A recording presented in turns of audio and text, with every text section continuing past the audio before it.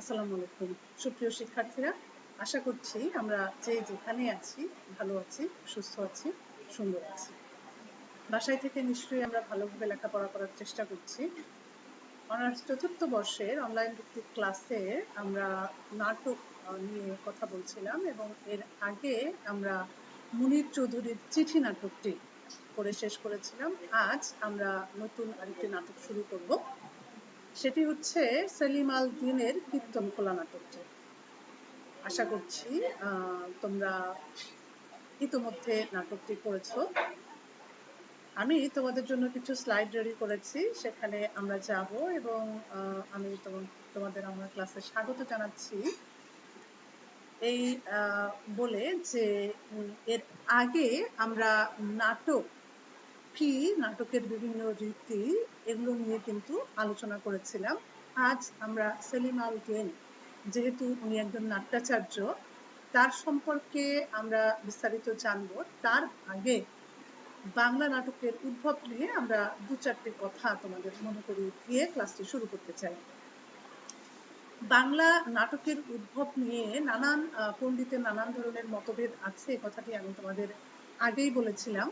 বাংলা নাটকের উদ্ভব এবং তার ধারাবাহিক ইতিহাস বিষয়ক যে গ্রন্থটি আছে অজিত কুমার ঘোষের বাংলা নাটকের ইতিহাস, সেই গ্রন্থটি থেকে কিন্তু আমরা জানতে পারি যে বাংলায় মুসলমানরা যখন এসেছিল তাদের আগমনের পূর্বে কিন্তু সংস্কৃত নাটকের প্রচলন ছিল এবং সেই নাটকগুলো জনবিচ্ছিন্ন হলেও রাজরাজরা, রাজপ্রাসাদ এবং এই যে সংশ্লিষ্ট যে যারা ছিল তাদেরকে কেন্দ্র করেই কিন্তু নাটক রচিত হতো।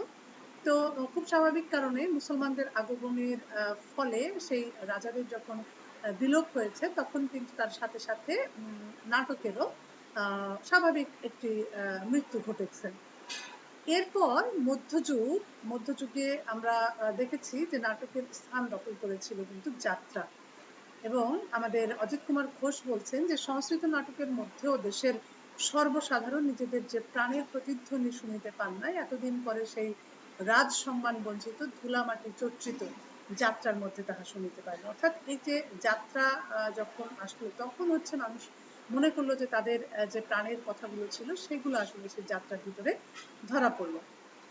তো মধ্যযুগে আমরা জানি যে মঙ্গল গান, লোকসঙ্গীত, শিবোৎসব, শ্রীকৃষ্ণ কীর্তন, পালা গান, তারপরে তোমাদের জগন্নাথ দেবের রথযাত্রা ইত্যাদি উৎস থেকে কিন্তু যাত্রা তার রসদ সংগ্রহ করত।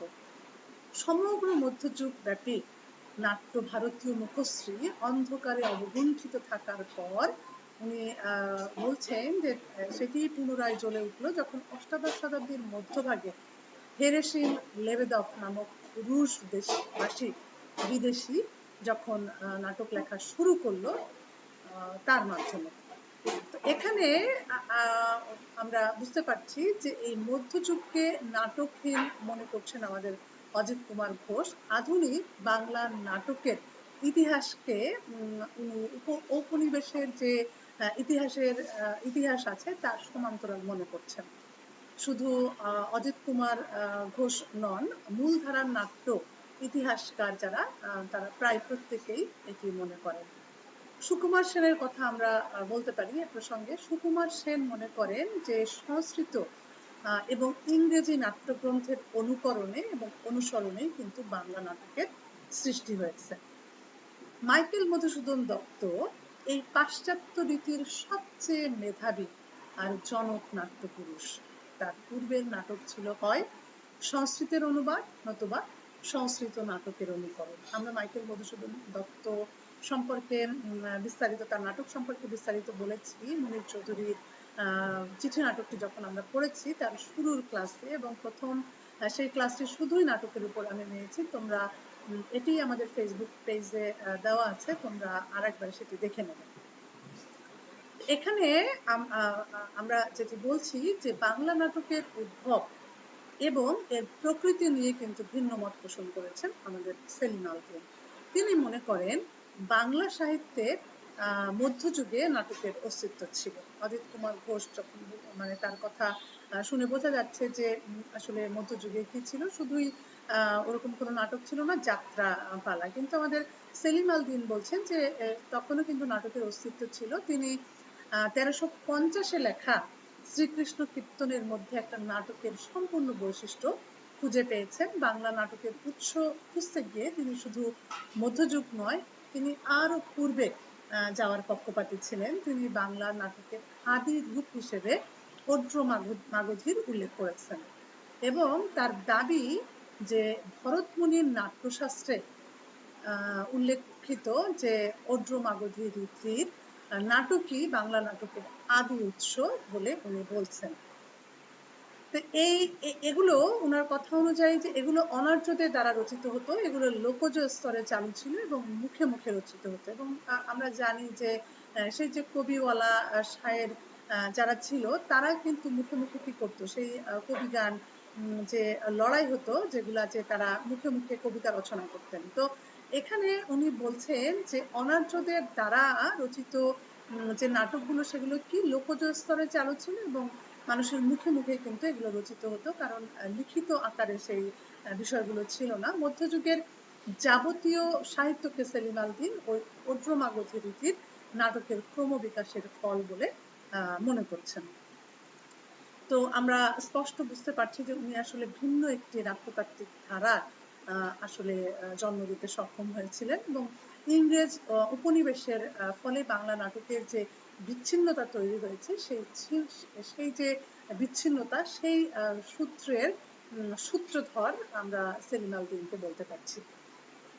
তিনি বলছেন যে আমরা মূলত 19 শতকে ইউরোপ প্রভাবিত শহুরে নাটকের যে ধারা বাংলা নাটকে সৃষ্টি হয়েছিল সে সম্পর্কে কম উৎসাহী এবং আমাদের ঢাকা থিয়েটার আদি ও মধ্যযুগের বাংলা নাটকের গঠন স্বরূপটি আবিষ্কার করতে চায়।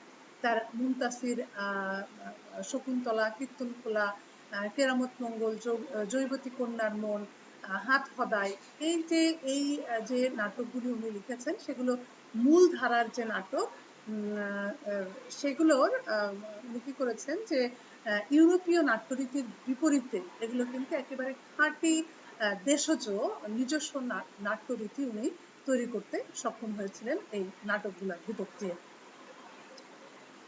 আধুনিক বাংলা নাটকের ইতিহাসের বয়স 150 বছরের মতো। এই 150 বছরের বাংলা নাটকের জগৎ নিঃসন্দেহেই কিন্তু নানা বর্ণে রঞ্জিত এবং সমৃদ্ধ। ইতিহাসের এই যে দীর্ঘ পরিক্রমায় নানা নিরীক্ষা, অনুসরণ, অনুকরণ, সক্রিয়তা আর মৌলিকতার যে স্বাক্ষর রেখেছেন, তার ভিতরে যে নাট্যকার গুলো নাম উল্লেখ না করলেই নয়, তাদের ভিতরে মাইকেল মধুসূদন দত্ত, দীনবন্ধু মিত্র, গিরিশচন্দ্র সেন, মীর মোশাররফ হোসেন, রবীন্দ্রনাথ ঠাকুর, দ্বিজেন্দ্রলাল রায়, নুরুল মোমেন, শম্ভু মিত্র, বিজন ভট্টাচার্য, সৈয়দ ওয়ালিউল্লাহ, উৎপল দত্ত, সাইদ আহমেদ, এরা সহ আরো কিন্তু বহু নাট্যকার আমাদের এই নাটকের যে জগৎটি তাকে ঋদ্ধ করেছেন, সমৃদ্ধ করেছেন। তো আমরা একথা বলতে পারি যে বাংলা নাটকের এই যে ধারাবাহিক ইতিহাস, এই ইতিহাসের মধ্যে সেলিম আল দীন তার নাটকের বিষয়, তার আঙ্গিক, তার শিল্পরীতি, এগুলো স্বাতন্ত্র বজায় রেখে উনি আলাদা একটি পথ তৈরি করতে সচেষ্ট হয়েছিলেন। সেলিম আল দীন তার নাট্য প্রতিভার মূল প্রবণতা অনুযায়ী এই 150 বছর ধরে গড়ে ওঠা আধুনিক বাংলা নাটকের প্রথাকে ভেঙে নতুন একটি ধারা কিন্তু উনি তৈরি করতে সক্ষম হয়েছিলেন এবং প্রথাগত পাশ্চাত্য নাট্যরীতিকে তিনি প্রায় অগ্রাহ্য করে দেশজ যে শিল্পরীতি সেটিকেই উনি গ্রহণ করে নাটক রচনা করেছেন। তো এই জন্য আমরা বলতে পারি যে এই যে ঔপনিবেশিক যে একটা আচরণ ছিল, সেই আচরণের থেকে বেরিয়ে এসে একেবারে ভিন্ন একটি শিল্পরীতি কিন্তু সেলিম আল দীন তৈরি করতে সক্ষম হয়েছেন। আমরা এখন একটু সেলিম আল দীন সম্পর্কে জেনে নেই। আমরা ছবি দেখতে পাচ্ছি সেলিম আল দীনের। তার জন্ম হয়েছিল 18 আগস্ট 1949 সালে সোনাগাছি, ফেনী, এবং তার মৃত্যু হয়েছিল 14 জানুয়ারি 2008 খ্রিস্টাব্দে। আমরা মাত্র 58 বছর বয়সে উনি আসলে মৃত্যুবরণ করেছিলেন। পিতা মফিজউদ্দিন আহমেদ এবং মাতা ফিরোজা বেগম আমরা দেখতে পাচ্ছি। এখানে আমরা সেলিম আল দিন সম্পর্কে আরো একটু দু চার কথা জেনে নেব। সেটি হচ্ছে উনি যে গ্রামে জন্মগ্রহণ করেছেন সেটি হচ্ছে সেনের খিল গ্রাম, এবং মফিজউদ্দিন আহমেদ এবং এই ফিরোজা খাতুন, সরি ফিরোজা বেগম বলে ফেলেছি, ফিরোজা খাতুনের তৃতীয় সন্তান ছিলেন উনি, এবং শৈশব এবং কৈশোর তার কেটেছে ফেনী, চট্টগ্রাম, সিলেট, ব্রাহ্মণবাড়িয়া এবং রংপুরের বিভিন্ন স্থানে। কারণ হচ্ছে বাবার চাকরি সূত্রে এসব জায়গায় বিভিন্ন স্কুলে কিন্তু তিনি পড়াশোনা করেছেন।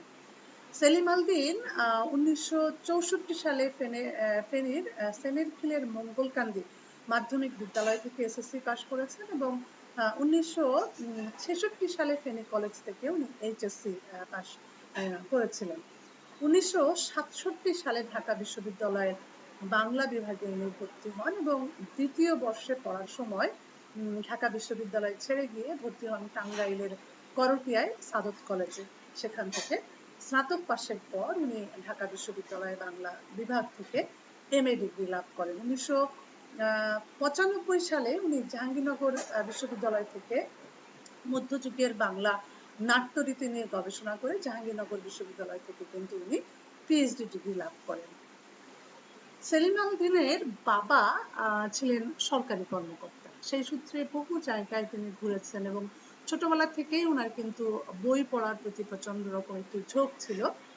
তাই যেখানেই উনি বই পেতেন আসলে সেটি এক নিমেষেই পড়ে ফেলতেন। 1967 সালে ঢাকা বিশ্ববিদ্যালয় থেকে বিশ্ববিদ্যালয়ে যখন উনি বাংলা বিভাগে ভর্তি হন, তারপরেই কিন্তু আসলে ওনার এই যে লেখক হবার যে বাসনা, সেটি থেকেই উনি আসলে সিদ্ধান্ত নেন যে উনি পরবর্তীতে লেখকই আসলে হবেন, এবং লেখক হিসেবে তার আত্মপ্রকাশ ঘটে 1968 সালে কবি আহসান হাবিব সম্পাদিত দৈনিক পাকিস্তান পত্রিকার মাধ্যমে। এবং আমেরিকার কৃষ্ণাঙ্গ মানুষদের নিয়ে উনি একটি প্রবন্ধ লিখেছিলেন, নিগ্রো সাহিত্য। এটি কিন্তু ওই পত্রিকায় ছাপা হয়েছিল। বিশ্ববিদ্যালয়ে পড়ার সময়েই নাটকের সঙ্গে জড়িয়ে পড়েন সেলিম আল দিন এবং যুক্ত হন ঢাকা থিয়েটারে। প্রাতিষ্ঠানিক পড়াশোনা শেষে যোগ দেন উনি বিজ্ঞাপনী সংস্থা বিটুপিতে কপিরাইটার হিসেবে। 1974 সালে তিনি জাহাঙ্গীরনগর বিশ্ববিদ্যালয়ে বাংলা বিভাগের প্রভাষক হিসেবে যোগ দেন, এবং ওই বছরই তিনি বেগম জাদি মেহেরুন্নেসা তার সঙ্গে উনি বিবাহ বন্ধনে আবদ্ধ হন, এবং তাদের একমাত্র সন্তান মইনুল হাসানের মৃত্যু হয় খুব অল্প বয়সে। বাংলাদেশে একমাত্র বাংলা নাট্যকোষের তিনি প্রণেতা, এবং আদিবাসী জনগোষ্ঠীর জীবনাচরণ কেন্দ্রিক যে এথনিক থিয়েটার, এটিও কিন্তু উনি আসলে উদ্ভাবন করেছিলেন। তো জাহাঙ্গীরনগর বিশ্ববিদ্যালয়ে নাটক এবং নাট্যতত্ত্ব বিভাগের প্রতিষ্ঠাতাও কিন্তু আমাদের সেলিম আল দিন। তার সম্পাদনায় থিয়েটার স্টাডিজ নামে পত্রিকা প্রকাশিত হতো তখন নাট্যতত্ত্ব বিভাগ থেকে, এবং ঢাকা থিয়েটারের প্রতিষ্ঠাতা সদস্য কিন্তু সেলিম আল দিন। উনি 1981-82 সালে নাট্য নির্দেশক নাসিরউদ্দিন ইউসুফকে সাথী করে গড়ে তোলেন বাংলাদেশ গ্রাম থিয়েটার। তিনি কিন্তু শুধু নাটক রচনার মধ্যেই সীমাবদ্ধ ছিলেন না। বাংলা ভাষার একমাত্র নাট্য বিষয়ক যে কোষ গ্রন্থ বাংলা নাট্যকোষ সংগ্রহ, সংকলন, প্রণয়ন এবং সম্পাদনাও কিন্তু তিনিই করেছেন। তার রচিত হরগজ নাটকটি সুইডিশ ভাষায় অনুদিত হয়, এবং এই নাটকটির ভারতের নাট্যকর্মী নাট্যদল হিন্দি ভাষায় কিন্তু মঞ্চায়ন করেছিল। সেলিম আল দিনের প্রথম দিককার নাটকের মধ্যে সর্প বিষয়ক গল্প, জন্ডিস, বিবিধ বেলুন, এক্সপ্লোসিভ, মূল সমস্যা, এগুলোর নাম কিন্তু ফিরে ফিরে আসে, এবং সেই সঙ্গে প্রাচ্য, কীর্তন খোলা, বাসন, আততায়ী, সাইফুল মুলক, বদিউজ্জামান, কেরামত মঙ্গল, হাত খোদাই, তারপরে মুনতাসির ফ্যান্টাসি এবং চাকা তাকে ব্যতিক্রমধর্মী নাট্যকার হিসেবে পরিচিত করে তোলে। এবং সেলিম আল দিন জীবনের শেষ ভাগে নিমজ্জন নামে মহাকাব্যিক এক উপাখ্যান কিন্তু বেরিয়ে আসে সেলিম আল দিনের কলম থেকে, এবং সেলিম আল দিনের নাটকে বাংলা জনপদের একেবারে যে প্রান্তিক মানুষ তাদের চিত্র কিন্তু অসামান্য সারল্যে ফুটে উঠেছে। সেলিম আল দীন দ্বৈতবাদী শিল্পতত্ত্ব নামে এই যে শব্দটি, এটি একটু খেয়াল করবে, দ্বৈতবাদী শিল্পতত্ত্ব, এই বিষয়টা কি? বিষয়টি হচ্ছে যে পাশ্চাত্য শিল্পের যে বিভাজনগুলো ছিল, এই সব বিভাজনকে অস্বীকার করে উনি এক নবতর শিল্পরীতির প্রবর্তন করেছিলেন, যার নাম উনি দিয়েছিলেন যে দ্বৈতবাদী শিল্পতত্ত্ব। এই দ্বৈতবাদী রীতিতে লেখা তার নাটকগুলিতে নিচু তলার যে মানুষ, সেই মানুষের সামাজিক নৃতাত্ত্বিক যে পটভূমি, তাদের এই যে বৈচিত্র্য সহকারে তাদের এই বাস্তবতায় কিন্তু তার নাটকগুলোতে উঠে এসেছে। এবং তার মৃত্যু হয়েছিল, আগেই বলেছি, 2008 সালের 14ই জানুয়ারি ঢাকার একটি বেসরকারি হাসপাতালে উনি মৃত্যুবরণ করেন এবং জাহাঙ্গীরনগর বিশ্ববিদ্যালয় ক্যাম্পাসে কেন্দ্রীয় মসজিদের কাছে কিন্তু তাকে সমাহিত করা হয়। তো আমরা তার উল্লেখযোগ্য যে নাটকগুলো আছে সেগুলো দেখব। তার আগে একটু বলতে চাই যে সেলিম আল দীন কিন্তু একজন প্রখ্যাত বাংলাদেশের নাট্যকার এবং গবেষক, এবং স্বাধীনতা উত্তর বাংলাদেশের নাট্য আন্দোলনে তার গুরুত্বপূর্ণ ভূমিকা রয়েছে, এবং তিনি নাটকের আঙ্গিক এবং ভাষার উপরেও কিন্তু গবেষণা করেছেন। উনি যে পুরস্কারগুলো পেয়েছেন আগে সেগুলো একটু দেখে নেই। পুরস্কার, উনি বাংলা একাডেমি পুরস্কার পেয়েছেন সাহিত্যে, সেটি হচ্ছে 1984 সালে। 21 পদক পেয়েছেন 2007-এ। জাতীয় চলচ্চিত্র পুরস্কার পেয়েছেন, নান্দিকার পুরস্কার পেয়েছেন কলকাতার, এবং শ্রেষ্ঠ টেলিভিশন নাট্যকার হিসেবে উনি পুরস্কৃত হয়েছেন। মুনির চৌধুরী সম্মাননা পুরস্কার পেয়েছেন 2005 সালে, এবং এছাড়াও কিন্তু তার আরো অনেক পুরস্কারে উনি ভূষিত হয়েছিলেন। তো উনি যে এই যে বিশাল যে নাটকের একটি জগৎ তৈরি করেছেন, তার ভিতরে মানে বেশ কিছু উল্লেখযোগ্য নাটক যেগুলোর নাম আমরা বলতে পারি, যেমন মুনতাসির ফ্যান্টাসি, শকুন্তলা, কীর্তনখোলা, কেরামত মঙ্গল, জয়বতী কন্যার মন, তারপরে চাকা, এটি সিনেমা তৈরি হয়েছে, তোমরা জানো, হয়তো দেখেছো অনেকে। হরগজ, প্রাচ্য 2000 সালে প্রকাশিত হয়েছে। হাত হদাই 1997, এবং নিমজ্জন আগেই বলেছি যে মহাকাব্যিক একটি বিশালতা এটাতে আছে। তো আমরা যেটি পাঠ করব সেটি হচ্ছে কীর্তনখোলা। এটি প্রকাশিত হয়েছিল কিন্তু 1986 সালে। এটি সালটা তোমরা মনে রাখবে। এছাড়াও তার উল্লেখযোগ্য এই নাটকগুলো ছাড়াও তার গীতি নৃত্যনাট্য রয়েছে, স্বপ্ন রমণীগণ, উষা উৎসব। উনি রেডিও টেলিভিশনে কিছু নাটক প্রযোজনা করেছিলেন, সেগুলো এরকম ছিল যে বিপরীত তমসায়, ঘুম নেই, রক্তের আঙুললতা, তারপরে হচ্ছে ভাঙনের শব্দ শুনি, ছায়া শিকারী। এখানে আমি অনেকগুলো নাম দিয়ে দিয়েছি, তোমরা একটু দেখে নিও, সবগুলো আর পাঠ করছি না। গবেষণাধর্মী কিছু নির্দেশনা উনি দিয়েছিলেন। ময়মনসিংহ গীতিকা তোমরা পড়েছো। ময়মনসিংহ গীতিকা অবলম্বনে উনি মহুয়া, তারপরে তোমাদের দেওয়ানা মদিনা এগুলো লিখেছেন। এছাড়া একটি মারমার রূপকথা, কাদো নদী কাদো, মেঘনাদ বধ, অভিষেক নাম পর্ব, এগুলো নিয়ে ওনার কিছু গবেষণাধর্মী নির্দেশনা আছে।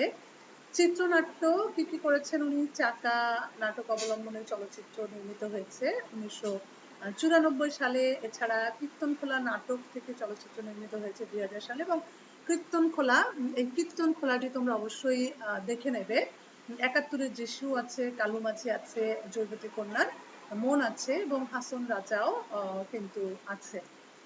এছাড়া তার অন্যান্য যে রচনাগুলি আছে তার ভিতরে দিনলিপি, ভাঙা প্রেম, অশেষ বিশেষ, কবিতা গ্রন্থ আছে তার, কবি ও তিনি অনুবাদ গ্রন্থ আছে, নান্দিকেশ্বরের অভিনয় দর্পণ, গান আছে তার কিন্তু 50-এর অধিক গানের কথা এবং সুর তিনি সৃষ্টি করেছেন, এবং উনি অনেক প্রবন্ধ লিখেছেন। তার ভিতরে 150-টির মধ্যে কিন্তু প্রবন্ধ পাওয়া যায়, যা বিভিন্ন পত্র পত্রিকায় প্রকাশিত হয়েছে। এছাড়া তার উপন্যাসও আছে, অমৃত উপাখ্যান। আমরা কীর্তন খোলাটি পড়বো সেলিম আল দীনের। তার আগে এর যে কাহিনীটি আছে সেই কাহিনীটি আমরা একটু জেনে নিই যে কি কাহিনী নিয়ে উনি এই কীর্তন খোলা নাটকটি রচনা করলেন। কীর্তন খোলা নাটকের কাহিনীকে আমরা একটু চলমান জীবনের চালচিত্র বলতে পারি। এখানে কি ছিল কাহিনীতে, যে ফসল মাড়াই শেষ হলে নদী তীরে মেলার আয়োজন করা হয়, কারণ ফসলটা কি একটি উৎসব, তাই না? প্রচুর যখন ফসল ফলে কৃষকের ঘরে, তখন একটি উৎসবের আসলে আয়োজন করা হয়। তো সেটাই বলছে যে একটি মেলার আয়োজন করা হয় এবং মেলার প্রধান আকর্ষণ হচ্ছে আদি মহুয়া অপেরা যাত্রা দল। যাত্রা দলের প্রধান সুবল দাস তার দলবল নিয়ে মেলায় পড়ছে। স্থানীয় ঠিকাদার ইদু কন্ট্রাক্টর মেলার ইজারা নিয়েছে, সে তাদের বরণ করে নেয়। গ্রামের যুবক সোনায় মেলায় ঘোরার সময় ইদুর লোক তাকে তার জমি নিয়ে ইদুর সাথে কথা বলতে এলে সে পালিয়ে যায়। মেলায় তার যাত্রা দলের ছায়া রঞ্জনের সাথে মদ খেতে গিয়ে ভালো সম্পর্ক গড়ে ওঠে এবং মদ খাওয়ার এক পর্যায়ে তার মৃগী রোগ দেখা দিলে তার বন্ধু রুস্তম তাকে বেদে-কন্যা ডালিমনের কাছে নিয়ে যায় ওষুধের জন্য। এই ডালিমনের দেওয়া তাবিজে সোনাইয়ের মৃগী রোগ থেকে সে আসলে কিছুটা নিস্তার পায় এবং সে ডালিমনকে ভালোবেসে ফেলে। যাত্রা দলের অভিনেত্রী বনশ্রী বালার প্রতি ইঁদুর চোখ পড়ে এবং যাত্রা দলের মালিক সুবল দাস দলকে ঠিকঠাক রাখতে বনশ্রী বালাকে ইঁদুর কাছে পাঠাতে চায়। অভিনেতা রবি দাসকে আমরা এখানে পেয়েছি। এই রবি দাস এর প্রতিবাদ করে এবং এতিম শিশু যে ছায়ারঞ্জনকে সুবলের দলে স্থান দেওয়া এবং তার উপরে যে নির্যাতন সেগুলোর কথাও তুলে আনে এবং ছায়া মদ খেয়ে তার জীবনের ঘটে যাওয়া সবকিছু ভুলে থাকতে চায়।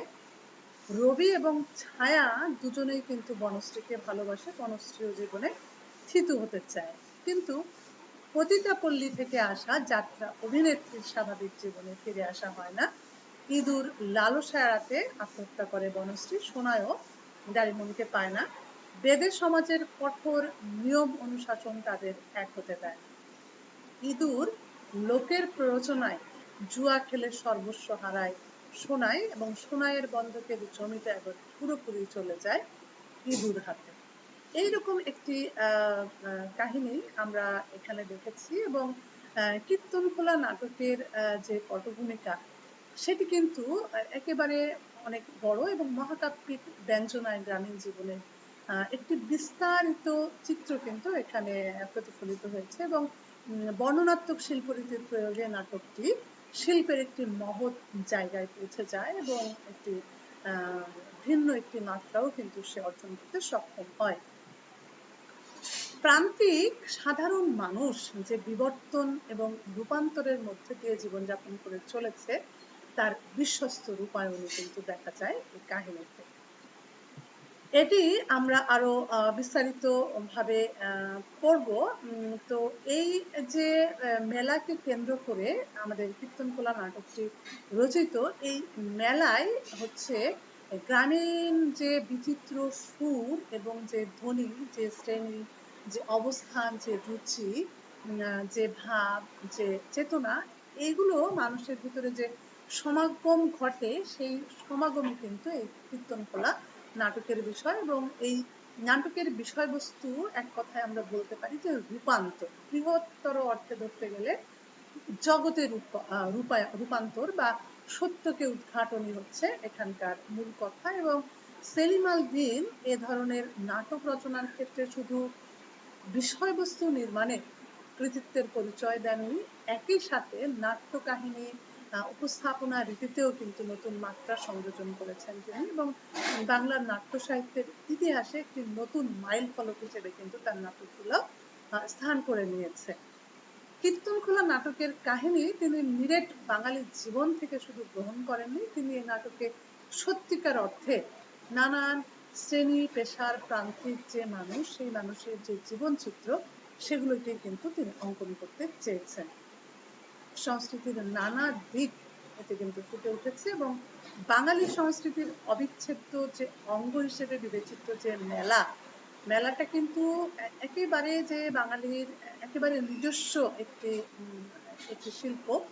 মাধ্যম এবং এই মেলা এই সংস্কৃতিকে উপজীব্য করে সেলিম আল দীন কিন্তু তার কীর্তন খোলা নাটকটি রচনা করেছেন এবং যে কিছু চরিত্র উনি সৃষ্টি করেছেন অত্যন্ত চমৎকার। তার ভিতরে যে বনশ্রী বালা যে চরিত্রটি উনি সৃষ্টি করেছেন এবং এই চরিত্রের মধ্যে দিয়ে কিন্তু নারীত্বের যে দাম্ভিকতা সেটি উঠে এসছে এবং এটিও কিন্তু কীর্তন খোলার একটি বিষয়বস্তু হয়ে উঠেছে।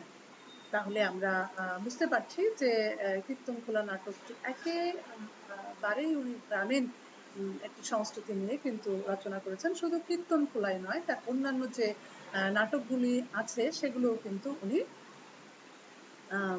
এইরকম একটি দেশজ যে নাট্যরীতি সেটি অবলম্বনে কিন্তু উনি নাটক রচনার চেষ্টা করেছেন। আমরা কীর্তন খোলা নাটকটি টেক্সটটি কিছুটা পড়ব। আজকে পড়বো না, আগামী ক্লাস থেকে আমরা টেক্সটটি শুরু করব। আজকে আমরা একটি প্রাথমিক ধারণা দেওয়ার চেষ্টা করলাম সেলিম আল দীন সম্পর্কে, তার নাটক সম্পর্কে এবং কীর্তন খোলার বিষয়বস্তু সম্পর্কে আমরা বিস্তারিত পড়ব। তার আগে আমি তোমাদের যেটি বলবো, যদি তোমরা এখনো কীর্তন খোলা নাটকটি পড়ে না থাকো তাহলে অবশ্যই সেটি পাঠ করো। বাড়িতে যদি তোমাদের টেক্সটটি না থাকে তাহলে তোমরা অনলাইন থেকে এটি ডাউনলোড করে নিয়ে পড়তে পারো। তোমরা টেক্সটটি তোমরা অনলাইনে পাবে এবং নানান ধরনের যে আমাদের বই পড়ার যে সাইটগুলি আছে সেই প্রত্যেকটা সাইটে কিন্তু এই বইগুলা পূর্ণাঙ্গভাবেই দেওয়া থাকে। তো সেখান থেকে তোমরা ডাউনলোড করে যাদের সুযোগ আছে তারা সেভাবে পড়বে, আর যারা বই আছে যাদের বাসায় তারা সেটি অবশ্যই পাঠ করবে। তো আশা করছি পরবর্তী ক্লাস পর্যন্ত তোমরা সবাই ভালো থাকবে, সুস্থ থাকবে, সুন্দর থাকবে। আজকে এই পর্যন্তই থাক। সবাইকে ধন্যবাদ।